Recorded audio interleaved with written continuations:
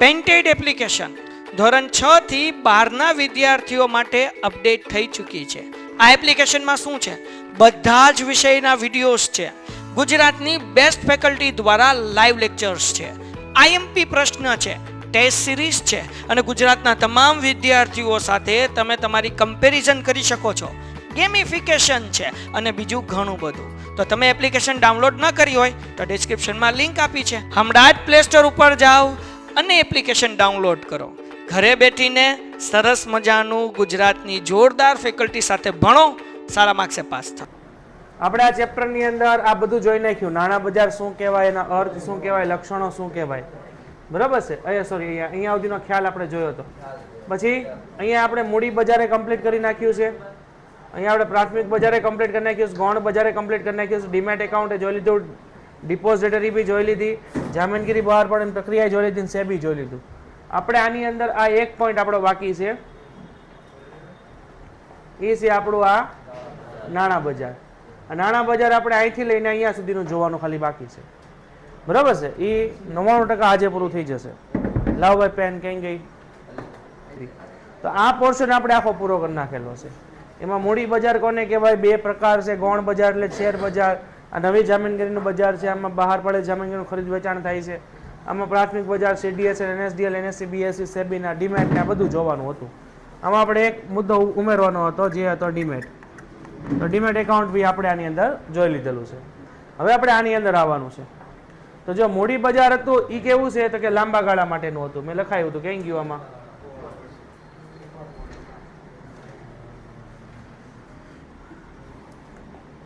તો આ મૂડી બજાર છે કેવા ગાળા માટે છે?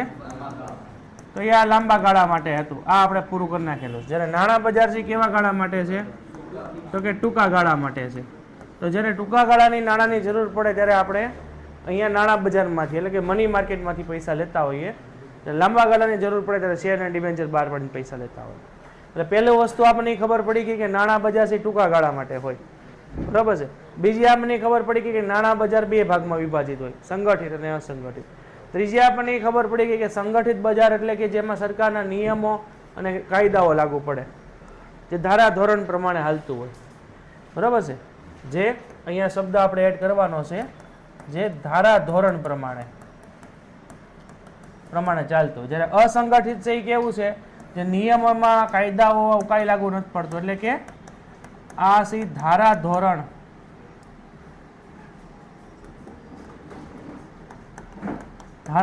પ્રમાણે આ નથી ચાલતું. ટૂંકમાં દાખલા તરીકે દેશી સાહુકારો છે, શરાફો છે, વોટેવર. આપણે એટલું બાકી છે ને આની અંદરના 5 જે આપણા નાણાકીય સાધનો છે, ટી બિલ, કોમર્શિયલ પેપર ને એ બધું આપણે જોવાનું બાકી છે. તો આપણે સ્ટાર્ટ કરવાનું છે અહીંથી જ, તે નીચેથી જ. તો પેલું જ આપણને કીધું છે કે નાણાં બજાર એ ટૂંકા ગાળા માટેનું છે. આટલું અંડરલાઈન કરી નાખો. જે નાણાંની નજીવી અવેજી વસ્તુ નાણાકીય અસ્કયામતોનું બજાર એટલે નાણાં બજાર. અહીંથી આ ડેફિનેશન છે, નાણાં બજાર એટલે શું. તો તમે આવી રીતના પણ લખી શકો કે ટૂંકા ગાળા માટેનું બજાર એટલે નાણાં બજાર. કાંઈ ન આવડે ને તો ઘરની વ્યાખ્યા બનાવી નાખવાની. અને જો એ આવડતું હોય તો આટલું યાદ રાખવાનું, નાણાંની નજીકની અવેજી ધરાવતી નાણાકીય અસ્કયામતો કે સાધનોનું બજાર એટલે નાણાં બજાર. એટલે અહીંયા સ્ટાર કીને પ્રશ્ન લખવાનો, નાણાં બજાર એટલે શું? Question mark, 1 mark. તો નાણાંની અવેજી વસ્તુ એટલે કે જેને નાણાંની જેમ જ તમે વાપરી શકો, બરાબર, એ નાણાં બજાર છે. ફોર એક્ઝામ્પલ, તમારી પાસે ગોલ્ડ છે. હવે તમારે કોઈ વ્યક્તિને પૈસા દેવાના છે 40-50 હજાર રૂપિયા. તમારી પાસે રોકડા પૈસા નથી, તમે 50 હજારનું ગોલ્ડ આપી દો, લઈ લે કે ન લઈ લે, તેને નાણાં બજાર કહેવાય. સમજાણું? એવી રીતના ટ્રેઝરી બિલ છે, કોમર્શિયલ પેપર છે, કોલ મની છે, નોટિસ મની છે. આ બધી વસ્તુઓ, થાપણોનું પ્રમાણપત્ર, આ બધી વસ્તુ પૈસાની જગ્યાએ તમે ઉપયોગ કરી શકશો, બરાબર છે. આ બધી વસ્તુ પૈસાના બિહાફમાં ઉપયોગ કરી શકો. તમે હર્ષદ મહેતાની વેબ સિરીઝ જોઈ હોય, તેમાં બેંક રિસિપ્ટ આવે છે, એક બેંકથી બીજી બેંકને દેવાની હોય, એને જ કોલ મની કહેવાય, બરાબર છે. એ જ કોલ મની. હા, વીઆર એટલે બેંક રિસિપ્ટ છે ને, બીઆર, વીઆર નહીં. હા, બીઆર એટલે બેંક રિસિપ્ટ. એક પ્રકારે કોલ મની. તમે સમજો કે એક બેંક બીજી બેંકને પૈસા આપે છે રિસિપ્ટ થ્રુ. તો રિસિપ્ટ એક રીતે પૈસા જ છે, સમજો. આપણે કેમ મારે તમને 50 હજાર રૂપિયા ચૂકવવાના, કેશ ચૂકવવાના, પણ રોકડા મારી પાસેથી તો 50 હજારનો કેમ તમને ગોલ્ડ આપી દો તોય તમે લઈ લેવાના છો. હું તમને 50 હજારનો ચેક આપી દો તોય તમે લઈ લેવાના છો. હું તમને 50,000 ટ્રેઝરી બિલના પેપર આપી દો, લઈ લેવાના છો. હું તમને 50,000 મારા ઘરના કાગળી આપી દો, લઈ લેવાના છો. હું મારી 50,000 ગાડીની આરસી બુક આપી દો, તમે લઈ લેવાના છો. તો આ બધી વસ્તુ પૈસાના બિહાફમાં તમે એનો એક્સેપ્ટ કરો છો. આ બધાને શું કહેવાય? નાણાં બજાર. તો આ બધી વસ્તુઓ કેવી છે કે જે નાણાંની નજીકની અવેજી વસ્તુ છે, નાણાંની નજીકની અવેજી ધરાવતી નાણાકીય અસ્કામતો છે, જે નાણાંની જેમ જ ઉપયોગ થતી હોય. નાણાં બજારમાં ઊંચા તરલતાનો ગુણ ધરાવતી નાણાકીય અસ્કામતોનો વેપાર થાય છે. ટૂંકા ગાળા માટે નાણાં ઉછીના મેળવવાનું અને નાણાંનું ધિરાણનું બજાર છે 1 વર્ષ કે તેથી ઓછા સમયગાળા માટે. જે ટૂંકો ગાળો છે એને જ કહેવાય 1 વર્ષથી ઓછો સમય. ખબર છે નહીં? તો 3 ગાળા છે. કયા કયા? લાંબો ગાળો. તો ટૂંકો ગાળો એટલે 1 વર્ષ કે તેથી ઓછું, લાંબો ગાળો એટલે 5 વર્ષ કે તેથી વધુ, અને મધ્યમ ગાળો એટલે 1 થી 5. તો લાંબા ગાળાને 5 વર્ષ કે તેથી વધુનો સમય કહેવાય એવું ક્યાં લખ્યું છે? લાંબા ગાળાને 5 વર્ષ કે તેથી વધુનો સમય કહેવાય એવું ક્યાં લખેલું છે? Very good. ક્યાં હતું? મૂડી બજારમાં હતું. ક્યાં છે? જોવો તો. મેં અંડરલાઈન કરાવ્યું હતું તમને. આ વસ્તુ લખી નાખો દરેક વિદ્યાર્થી. આ વસ્તુ યાદ રાખવાની છે. તમને શબ્દ આવે ટૂંકો ગાળો એટલે શું એટલે ખબર જ હોવી જોઈએ, આટલું જ આવે. મધ્યમ ગાળો, લાંબો ગાળો, આ આઈ થિંક ઇકોનોમિક્સમાં આવે છે. નથી આવતું તો વાંધો નહીં.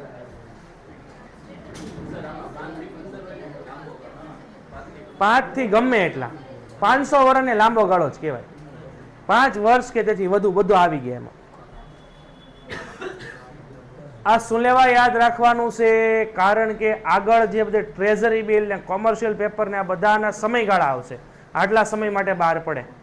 જોકે બધા 1 વર્ષની અંદર જ હશે એટલે તમારે વાંધો નથી, કારણ કે આ નાણાં બજાર જ તે ટૂંકા ગાળાનું છે. બધાય 5 સાધનો 1 વર્ષથી ઓછા સમય માટે થશે.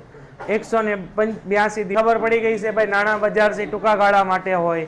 એનો મિનિંગ જ એવો થશે કે નાણાં બજારમાં કોઈ પણ ડેટ આવશે 1 વર્ષની અંદર જ હોવી જોઈએ, કારણ કે આખું બજાર જ 1 વર્ષ માટેનું છે.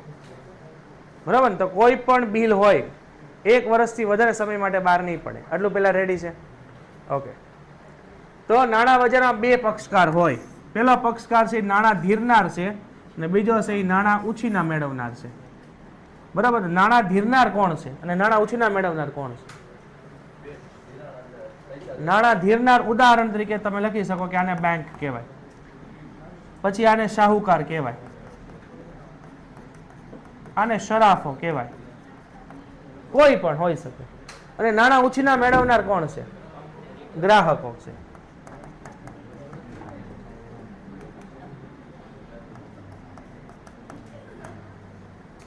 નાણાં ધીરનારમાં તો જો અહીંયા આપ્યું છે નાણાં ધીરનાર કોણ હોઈ શકે? નાણાં ધીરનાર વ્યક્તિ છે રિઝર્વ બેંક, વેપારી બેંક. તો આપણે લખી નાખ્યું બેંક, સહકારી બેંક, શરાફો, આ બધા છે નાણાં ધીરનાર. જ્યારે નાણાં ઉછીના મેળવનાર કોણ છે? તો કે નાણાં ઉછીના મેળવનાર છે ખેડૂત, વેપારી, રાજ્ય સરકાર, કેન્દ્ર સરકાર વગેરે. નાણાં મેળવનાર કોણ છે? ગ્રાહક છે, કંપની છે. તો કંપની એટલે આમાંથી કોઈ પણ સરકારી કંપની હોઈ શકે, ગ્રાહક છે તો ખેડૂત હોઈ શકે. તો આ 2 વ્યક્તિ છે, નાણાં ધીરનાર અને નાણાં મેળવનાર. તો આ લોકો છે નાણાં ધીરનાર, આ લોકો નાણાં ધીરનાર છે, અને આ લોકો નાણાં મેળવનાર છે. બરાબર છે?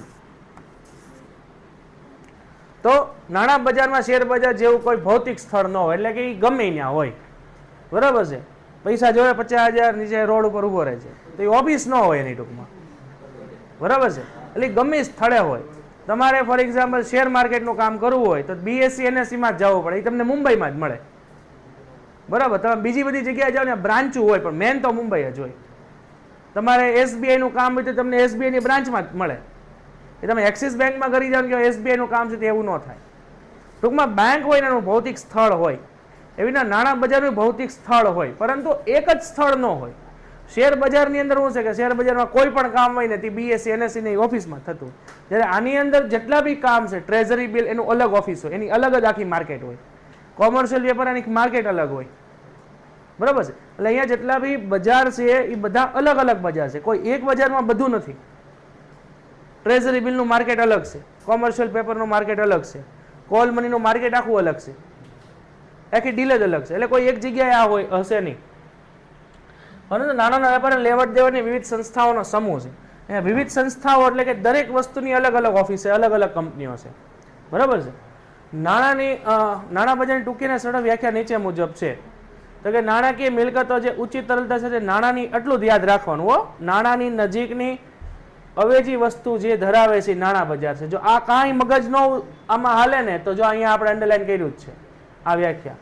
નાણાંની નજીકની અવેજી ધરાવતી નાણાકીય અસ્કયામતો કે સાધન. આમાંથી કયો શબ્દ તમને સારો લાગે છે? સાધનો સારો લાગે? આને કાઢ નાખો, આને કાઢ નાખવાનું. તો નાણાંની નજીકની અવેજી ધરાવતી નાણાકીય સાધનોનું બજાર, એટલે નજીકની અવેજી ધરાવતી નાણાકીય સાધનોનું બજાર એટલે નાણાં બજાર. એટલું યાદ રહે. તો હવે આમાં શું કરવાનું ખબર છે? આને ઉડાડી દેવાનું. ઉપરનું યાદ રહે તો આ કાઢી નાખવાનું. બહુ મગજ નહીં દોડાવવાનું.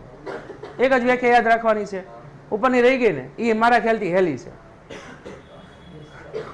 અહીંયા સુધીનું તમને જેટલું આવડતું હોય ને બધું તમારા મગજમાં ફિટ થઈ ગયું તો લક્ષણ કોઈથી ગોખવા જ ન પડે. પહેલું છે નાણાં બજાર છે એ બે ભાગમાં વિભાજિત હોય. આખા ગામને ખબર છે, સંગઠિત અને અસંગઠિત. પહેલું લક્ષણ ભેગું થઈ ગયું. બીજું લક્ષણ છે કે ટૂંકા ગાળાની મિલકતો હોય જે 1 વર્ષ કે તેથી ઓછા સમયગાળા માટે હોય, એ ખબર જ છે આપણને. ત્રીજી વસ્તુ છે કે નાણાં બજારમાં ભાગ લેનાર શાખ પાત્રતા મહત્વની છે. શાખ પાત્રતા એટલે ક્રેડિટ, કારણ કે આ બધો સામાન ઉધાર મળશે તમને. ટ્રેઝરી બિલ છે, કોલ મની, આ બધું ઉધાર સામાન છે. તમે શાખ પાત્રતા બહુ મહત્વની છે, કારણ કે તમને તમારી ગેરંટી ઉપર વસ્તુ આપે છે. બરાબર છે? તો નાણાં બજાર એ કોઈ ચોક્કસ ભૌતિક સ્થળ નથી ધરાવતું, પરંતુ વિવિધ સંસ્થાઓનો સમૂહ છે. વિવિધ સંસ્થાઓનો સમૂહ છે એ મેં તમને સ્ટાર્ટિંગમાં કીધું કે ભાઈ ટી બિલ, ટ્રેઝરી બિલનું આખું માર્કેટ અલગ હશે, કોમર્શિયલ પેપરનું માર્કેટ અલગ છે, bank rate, repo rate, call money, notice મનીનું આખું માર્કેટ અલગ છે. બરાબર છે? તો એ સમૂહ છે બધો અલગ અલગ. શેર બજાર તો શું છે? એક જમાં બધું થાય. શેર હોય, ડિબેન્ચર હોય, બોન્ડ હોય, બધું શેર બજારમાં જ થાય. આમાં એવું ન હોય. આમાં બધા સાધનો છે ને એના અલગ અલગ ઓફિસો, અલગ અલગ કંપનીઓ છે. દાખલા તરીકે તમને જો રિઝર્વ બેંક ઓફ ઇન્ડિયા જે ટ્રેઝરી બિલ બહાર પાડે તો એ જ પાડે, બાકી કોઈ નહીં. વેપારી બેંક આખું અલગ સમૂહ, મ્યુચ્યુઅલ ફંડ આખું અલગ સમૂહ, વીમો કંપની આખું અલગ. તો આ બધા એક જ જગ્યાએ નથી, કહેવાનો અર્થ એ છે બધા અલગ અલગ છે. એટલે બધાનું કોઈ એક જગ્યાએ ભૌતિક સ્થળ નથી, બધા અલગ અલગ જગ્યાએ વિભાજિત થયેલા છે. પછી ઝડપથી રોકડમાં રૂપાંતર થાય તેવા નાણાકીય સાધનોનું બજાર છે. તો એટલું અંડરલાઈન કરવાનું, ઝડપથી રોકડમાં રૂપાંતર થાય. ટૂંકમાં યાદ રાખવાનું, બહુ મગજ નહીં દોડાવવાનો. આ આર્થિક અને ટેકનોલોજીના વિકાસ અને નાણાકીય બજારની પેટા શાખાઓ પણ વિકસી છે.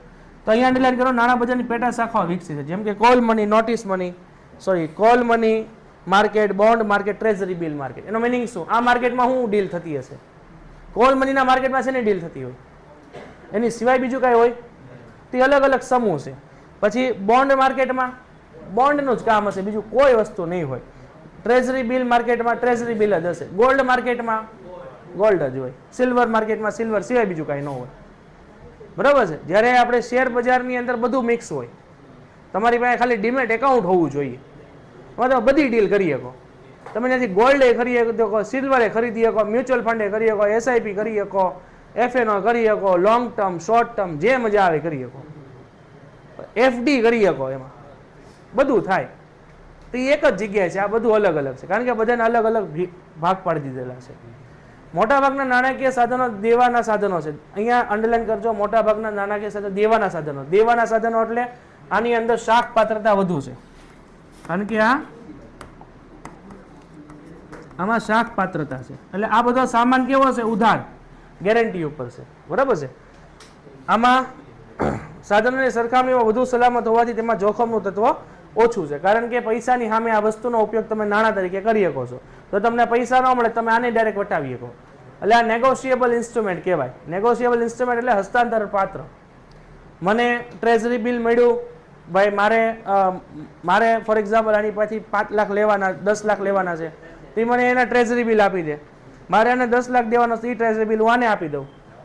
બરાબર છે? તો એ હસ્તાંતર પાત્ર છે. નાણાં બજારની સફળતાની કામગીરી માટે બેન્કિંગ પદ્ધતિ નાણાકીય સંસ્થાઓની કામગીરી ઉપર રહેલી છે. અહીંયા જેટલી સફળતા એટલે કે આ બધા લોકો જેટલું સ્પીડથી સારું કામ કરશે એટલો આનો વિકાસ થશે. તો શેર બજારનો દેશના વિકાસનો આધાર કેના ઉપર છે? શેર બજાર ઉપર. એવું આપણે ત્યાં જોયું હતું. એવી રીતના નાણાં બજારનો આધાર છે આ બેન્કિંગ પદ્ધતિ. ટૂંકમાં આ બધા અલગ અલગ સંગઠિત નાણાં બજાર છે. આટલું આ બધું સંગઠિતમાં જ આવે. મેં તમને ત્યારે કીધું હતું, ના ભણાવ્યું ત્યારે અંડરલાઈન કરાવી હતી. આ આખું સંગઠિત છે, કારણ કે આ બધાને સરકારના નિયમો લાગુ પડે છે. બધા ધારાધોરણ રૂલ્સ રેગ્યુલેશન પ્રમાણે કામ કરે છે. અમુકને સેબીનું લાગુ પડે, અમુકને સિક્યુરિટી કોન્ટ્રાક્ટ એક્ટ 1996 લાગુ પડે, બરાબર. તો એ ધારાધોરણો જ છે બધા કાયદાઓ પ્રમાણે. તો આખાને સંગઠિત જ કહેવાય, જ્યારે આને ખાલી એક અસંગઠિત કહેવાય. રેડી છે? તો સંગઠિત નાણાં બજાર કે જેનું અન્ય નામ ઔપચારિક નાણાં બજાર કહેવાય છે. આમાં હવે તમને એક લખાવતા ભૂલાઈ ગયું હતું. અહીંયા જે સંગઠિત નાણાં બજાર લખ્યું છે ને, અહીંયા બે વસ્તુ એડ કરી દેજો. આને આપણે કહેશું ઔપચારિક નાણાં બજાર. ક્યાં આવી ગયું?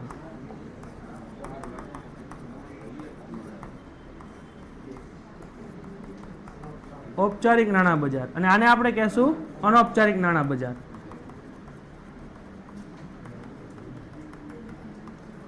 હવે જો આ વસ્તુ યાદ રાખવાની કારણ શું કે એક્ઝામમાં તમને બહુ ટફ ક્વેશ્ચન પૂછવો હોય ને તો એવું પૂછી શકે કે ઔપચારિક નાણાં બજાર સમજાવો. ઔપચારિક નાણાં બજાર એટલે શું? તો તમને એમ આવું કઈ આવ્યું જ નતું ભણવામાં. સંગઠિત એટલે ઔપચારિક એટલે કહેવાનો અર્થ શું છે? ઓફિશિયલ. અનૌપચારિક એટલે અનઓફિશિયલ. ઓફિશિયલ એટલે કે જે સરકારના નિયમો પ્રમાણે હશે. રેડી છે ભાઈ? તો સૌથી પહેલું છે આપણું સંગઠિત નાણાં બજાર, જેને આપણે શું કહેશું? ઔપચારિક નાણાં બજાર. આ આપણું સંગઠિત નાણાં બજાર છે. બે ભાગમાં આને આપણે કહેશું ઔપચારિક નાણાં બજાર, અને આપણું અસંગઠિત છે, આને આપણે કહેશું અનૌપચારિક નાણાં બજાર. બરાબર છે? તો જેમાં રિઝર્વ બેંક ઓફ ઇન્ડિયા, વેપારી બેંક, મ્યુચ્યુઅલ ફંડ વગેરેનું બનેલું છે. તો આ બધી વસ્તુઓ ઔપચારિક છે, કારણ કે બધા સંગઠિતમાં આ બજારમાં આના ઉપર રિઝર્વ બેંક ઓફ ઇન્ડિયા દ્વારા નિયંત્રિત થાય છે. તો આપણે અગાઉ જોયું સંગઠિત એને કહેવાય કે જેને સરકારના નીતિ નિયમો લાગુ પડતા હોય, ધારાધોરણો લાગુ પડતા હોય, જે નીતિ નિયમો કાયદા પ્રમાણે હાલતું હોય. તો આના ઉપર નિયંત્રણ કોનું છે? આરબીઆઈનું. તો અસંગઠિતમાં આરબીઆઈનું નિયંત્રણ હશે નહીં. બરાબર છે? નાણાં બજારની પૂરતી તરલતા જાળવવા માટે રિઝર્વ બેંક ઓફ ઇન્ડિયા વ્યાજના દરની જરૂરિયાત અનુસાર ફેરફાર કરે. તો અહીંયા જે કહી ગયું, રિઝર્વ બેંક ઓફ ઇન્ડિયા છે ને વ્યાજનો દર નક્કી કરે, જ્યારે અસંગઠિતમાં વ્યાજનો દર કોઈ નક્કી કરતું હશે નહીં. મજા આવી લેવાનું. હું ફોર એક્ઝામ્પલ શાહુકાર છું, હું નાણાં વ્યાજ વટાવનું કરું છું. મને ખબર પડે કે તમારી મજબૂરી છે પૈસાની, તો હું એમ કહીશ 20% જોવે તો બોલો એ મહિને. તો એ શું થયું? એમાં વ્યાજનું ધારાધોરણ નક્કી નથી, કારણ કે સરકારના નિયમો પ્રમાણે નથી. તો આમાં એક વસ્તુ એ છે કે આમાં આરબીઆઈ વ્યાજનો દર નક્કી કરે છે, અને અહીંયા જે આરબીઆઈ શું કરે છે?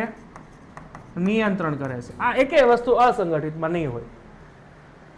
સંગઠિતની અંદર તમે treasury bill, certificate of deposit, call money, આ બધા નાણાકીય સાધનો, ટોટલ કેટલા નાણાકીય સાધનો છે? 5 સંગઠિતમાં આવે. એટલે આપણે જે જોવાના બાકી છે. સંગઠિત નાણાં બજારની પદ્ધતિસર રીતે સંકળાયેલો હોવાથી તેને રિઝર્વ બેંક ઓફ ઇન્ડિયા દ્વારા નિયંત્રણ થાય છે. આ વસ્તુ આપને ખબર જ છે.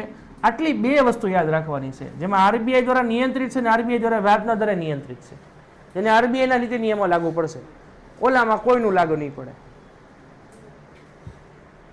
બરાબર છે? પછી આપ્યું છે અસંગઠિત. અસંગઠિત નાણાં બજારને પહેલું શું કહેવાય? એ અનૌપચારિક છે. આની અંદર પહેલી જ વસ્તુ છે, કોઈ કેન્દ્રીય સંસ્થાનું નિયંત્રણ નથી. એટલે આપણે આની અંદર હળવેકથી આપણી ભાષામાં લખી નાખવાનું આરબીઆઈ નું નિયંત્રણ નથી. તો જો તમારે તફાવત તમને પૂછે ને તો એ ઘરના મુદ્દા બની જાય ને. આરબીઆઈ ના નિયંત્રણમાં છે, આ આરબીઆઈ માં નિયંત્રણ છે, જ્યારે આમાં આરબીઆઈ નું નિયંત્રણ નથી. લખ્યું છે ને, કોઈ કેન્દ્રીય નિયંત્રણ નથી, અને આમાં કોઈ ધારા ધોરણો વગર, એટલે આમાં કોઈ નિયમો લાગુ પડતા નથી, જ્યારે ઓલામાં લાગુ પડે, ઓફિશિયલ છે. એટલે નાણાં બજારના સાધનોમાં નાણાં ધીરનાર, જમીનદારો, વસ્તુઓ ગીરે રાખનાર, નાણાં ધીરનાર, દેશી સરાફો, શ્રોફ વગેરેનું બનેલું છે. આ પ્રશ્ન બોર્ડની એક્ઝામમાં આવે. શું પ્રશ્ન આવે? આટલું પહેલા અંડરલાઈન કરો, અને અહીંયા નીચે ક્વેશ્ચન લખો. ક્વેશ્ચન લખવાનો છે આપણે અસંગઠિત નાણાં બજાર, કાઉન્સમાં લખવાનું અનૌપચારિક નાણાં બજાર ના ઉદાહરણો આપો. 2 માર્ક. અસંગઠિત નાણાં બજાર અથવા અનૌપચારિક નાણાં બજારના ઉદાહરણ આપો. 2 માર્ક. તો પેલું છે નાણાં ધીરનાર, જમીનદાર હોય એમાં વસ્તુઓ ગીરે મૂકનાર નાણાં ધીરનાર હોય, દેશી શરાફો હોય ને શ્રોફ હોય. બરાબર છે. શ્રોફ એટલે જેકી શ્રોફના બાપા નહીં, શ્રોફ એટલે શરાફો. બરાબર છે. તો આ બધા વચ્ચે સંકલનનો અભાવ હોય. આમાં સંકલનનો અભાવ હોય, જ્યારે આમાં સંકલન હોય ને. કારણ કે ભારતની કોઈ પણ બેંક હોય, તમે કોઈ પણ બેંક લઈ લો, બધી બેંક કોની અંડર આવતી હોય? આરબીઆઈ. તેમાં બધામાં સંકલન હોય આરબીઆઈનું. આમાં કોઈનું સંકલન ન હોય. અને આ વસ્તુ વધારે તમને ક્યાં જોવા મળે? ગ્રામ્ય વિસ્તારમાં વધુ વિકાસ થયેલો જોવા મળે એનો. જ્યારે સંગઠિતનો ક્યાં જોવા મળતો હશે વિકાસ? શહેરમાં. આ સમજાય છે? બધાને સમજાય છે ને? તો હવે બુક અને પેન કાઢો. અહીંયા લખો સંગઠિત, અહીંયા લખો અસંગઠિત.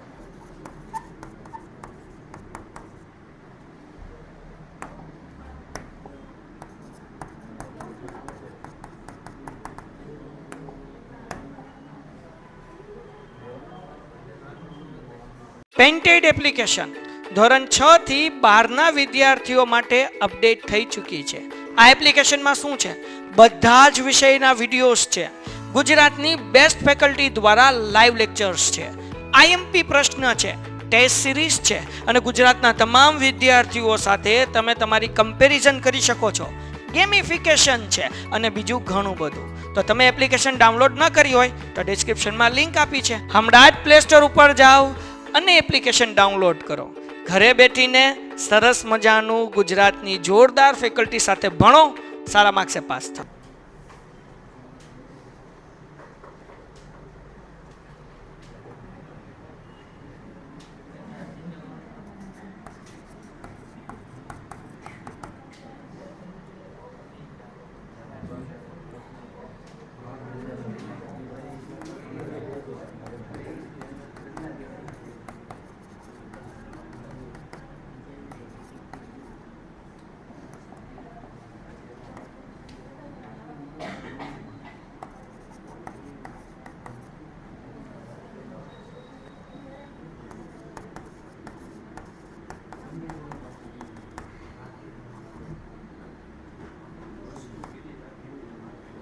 છે સંગઠિત નાણાં બજાર અને અસંગઠિત નાણાં બજાર એટલે શું? બરાબર છે. તો સંગઠિત નાણાં બજારની અંદર એક ડેફિનેશન લખી નાખો. હું લખાવું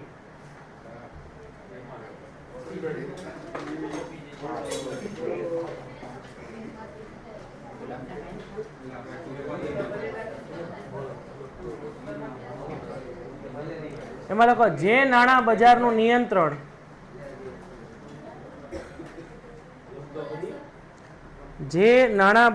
નિયંત્રણ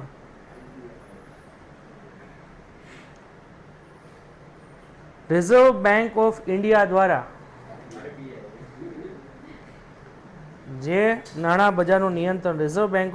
દ્વારા થતું હોય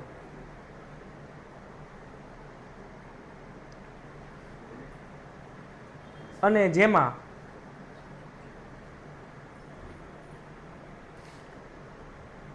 રિઝર્વ બેંક ઓફ ઇન્ડિયા વેપારી બેંકો, રિઝર્વ બેંક ઓફ ઇન્ડિયા વેપારી બેંકો મ્યુચ્યુઅલ ફંડ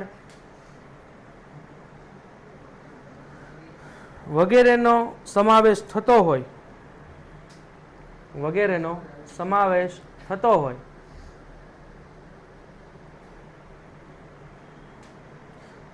તેવા નાણાં બજારને સંગઠિત નાણાં બજાર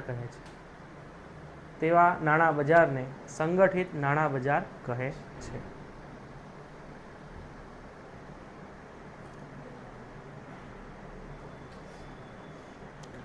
અસંગઠિત નાણાં બજારની વ્યાખ્યા લખો.